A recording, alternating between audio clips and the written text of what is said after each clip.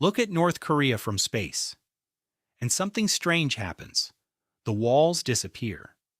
There are no tour guides telling you where to look, no carefully selected monuments, no approved camera angles. From hundreds of kilometers above Earth, roads, fences, mountains, compounds, and construction sites become visible whether the government wants them photographed or not. And that matters, because North Korea contains places that foreigners are unlikely ever to visit, places ordinary citizens cannot freely travel to, and facilities whose real purpose has sometimes been pieced together only through satellite imagery, testimony, and years of outside analysis. So instead of asking what tourists are allowed to see, we are going to do the opposite. We are going to peel away the map layer by layer until we reach some of the most restricted places in North Korea.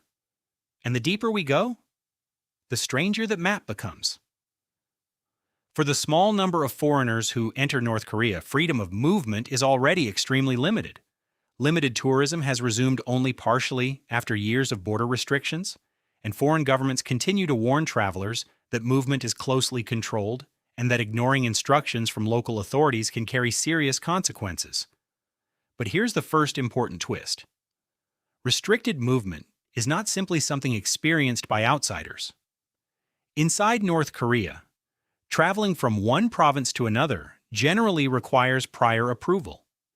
Human rights organizations continue to report travel permits, checkpoints, and heavy monitoring of movement between regions. In other words, there is not one North Korea that everyone inside the country experiences equally. There are layers of access, and one of the most important layers begins with Pyongyang itself. The capital is the political center of the state, filled with monumental architecture, government institutions, military symbols, and carefully maintained districts. But within that capital are even more tightly protected spaces connected to the leadership. Satellite analysts have documented heavily secured VIP compounds in central Pyongyang associated with senior leadership facilities and residences. From the street, these areas are effectively invisible to almost everyone.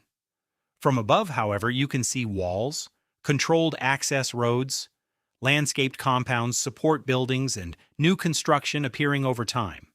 And this is where satellite imagery becomes powerful. It cannot tell you every conversation happening inside a building, but it can tell you when the building suddenly doubles in size. Now move away from the capital. North Korea is mountainous, and mountains are useful when you want to hide something. Across the country, analysts have identified military facilities built into or beside mountainous terrain, compounds protected by walls and guard positions, and entrances that may lead into underground infrastructure.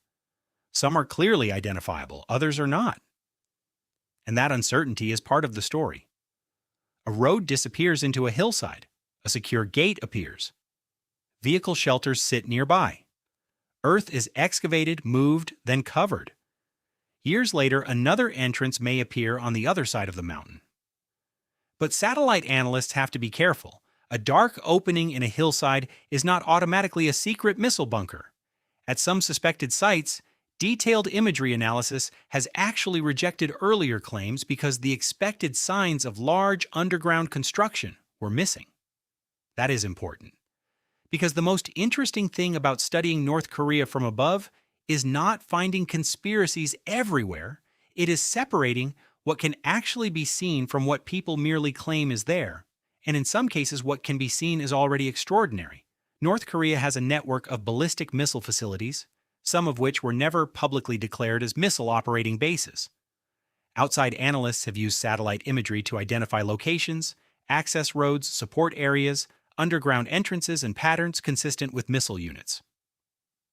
CSIS researchers have described roughly 15 to 20 undeclared ballistic missile operating facilities, including sites positioned deep inside mountainous regions. Imagine what that means visually. On an ordinary road map, you may see almost nothing remarkable: a valley, a road, a few buildings, maybe farmland. But change the image resolution, compare photographs from different years, and suddenly the landscape develops another meaning. Large vehicle areas, secured entrances, military support buildings, roads designed to move equipment quickly into protected terrain. the countryside becomes part of a military system, and sometimes the changes are much harder to hide. In early 2026, commercial satellite imagery showed something dramatic near the Sohae satellite launching station. Two small communities bordering the facility were demolished. Hundreds of structures disappeared. Images from February showed the villages still standing. Images from the beginning of April showed most of them gone. Why? Outside analysts cannot say with certainty.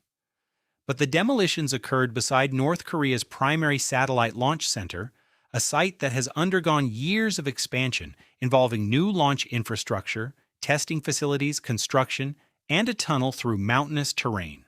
The removal of nearby settlements may reflect security concerns, future expansion, or both.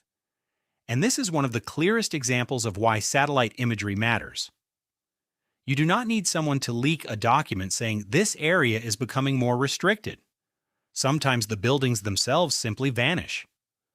But military sites are not the darkest areas on this map. Some of the most disturbing restricted zones are political prison camps. North Korea has denied operating the political prison camp system described by defectors and international investigators. But the United Nations Commission of Inquiry concluded that testimony from former inmates, guards, and nearby residents, combined with satellite imagery, demonstrated that such camps had operated on a large scale. The UN documented allegations of forced labor, starvation, torture, executions, and other severe abuses inside the system.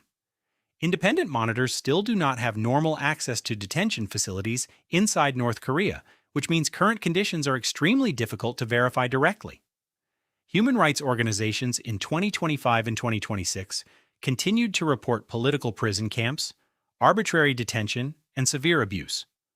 From space, however, analysts can watch physical changes: fences, guard posts, housing areas, work zones, demolitions, expansion.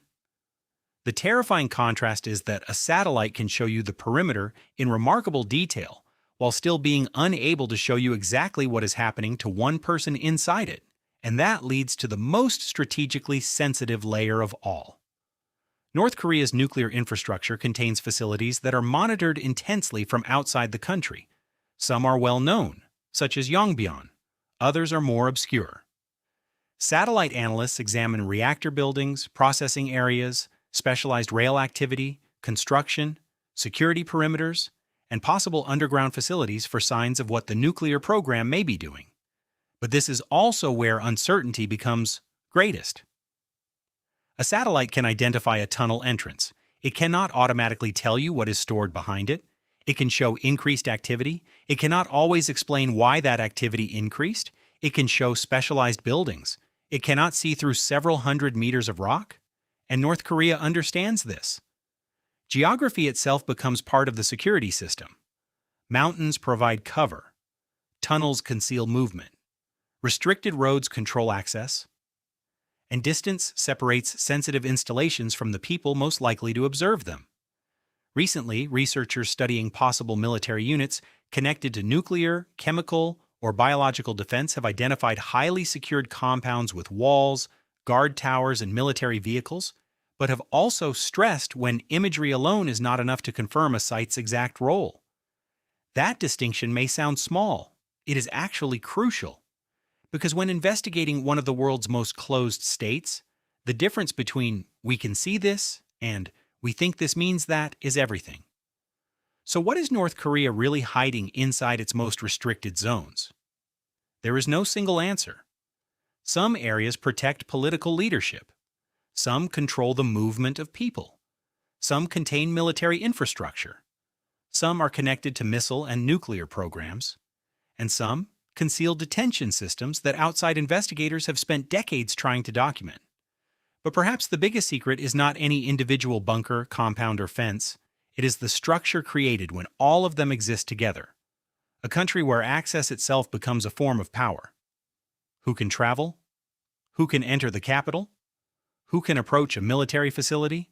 Who disappears behind a prison perimeter? Who is allowed to know what exists beyond the next checkpoint? The map is not simply divided by roads and provinces. It is divided by permission. And yet there is one thing the system cannot completely control: the view from above. A tourist can be turned around. A citizen can be stopped at a checkpoint, a road can be closed, a facility can be hidden behind a mountain. But every few days, another satellite passes overhead. And slowly, image by image, the forbidden map becomes a little harder to keep completely invisible.